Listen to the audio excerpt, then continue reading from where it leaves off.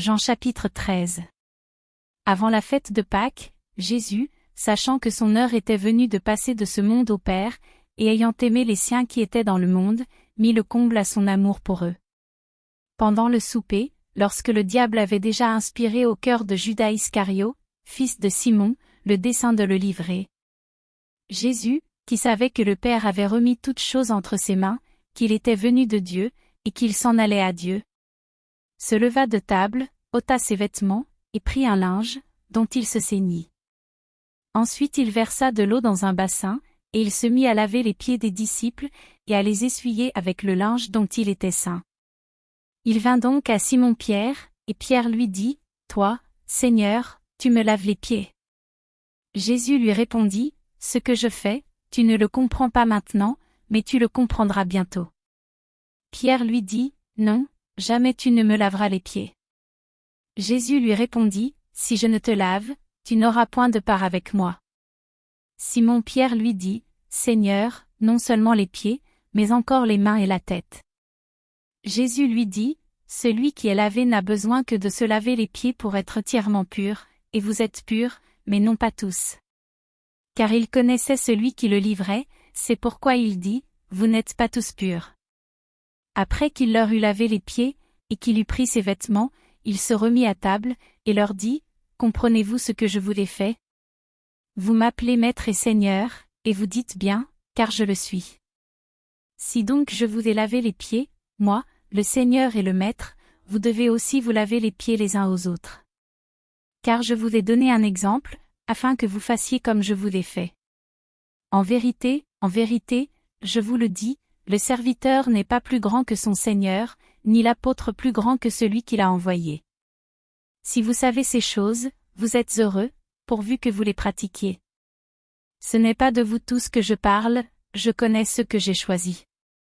Mais il faut que l'Écriture s'accomplisse, celui qui mange avec moi le pain a levé son talon contre moi. Dès à présent je vous le dis, avant que la chose arrive, afin que, lorsqu'elle arrivera, vous croyiez à ce que je suis.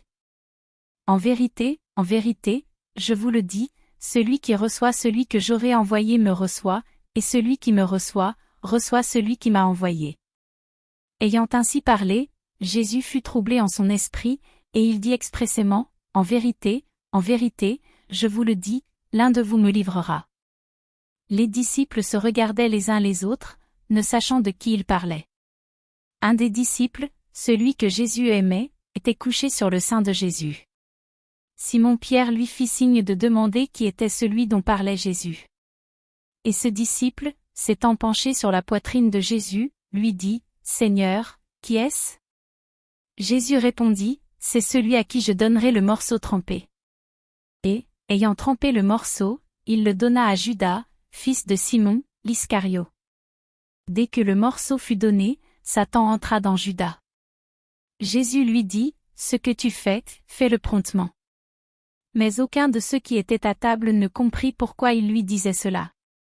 Car quelques-uns pensaient que, comme Judas avait la bourse, Jésus voulait lui dire, « Achète ce dont nous avons besoin pour la fête », ou qu'il lui commandait de donner quelque chose aux pauvres. Judas, ayant pris le morceau, se hâta de sortir. Il était nuit.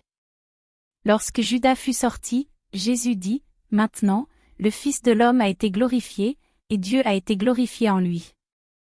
Si Dieu a été glorifié en lui, Dieu aussi le glorifiera en lui-même, et il le glorifiera bientôt. Mes petits enfants, je suis pour peu de temps encore avec vous. Vous me chercherez, et, comme j'ai dit aux Juifs, vous ne pouvez venir où je vais, je vous le dis aussi maintenant. Je vous donne un commandement nouveau, aimez-vous les uns les autres, comme je vous ai aimé, vous aussi, aimez-vous les uns les autres. À ceux-ci tous connaîtront que vous êtes mes disciples, si vous avez de l'amour les uns pour les autres. » Simon-Pierre lui dit, « Seigneur, où vas-tu » Jésus répondit, « Tu ne peux pas maintenant me suivre où je vais, mais tu me suivras plus tard. » « Seigneur, lui dit Pierre, pourquoi ne puis-je pas te suivre maintenant ? Je donnerai ma vie pour toi. » Jésus répondit, « Tu donneras ta vie pour moi. En vérité, je te le dis, le coq ne chantera pas que tu ne m'aies renié 3 fois. »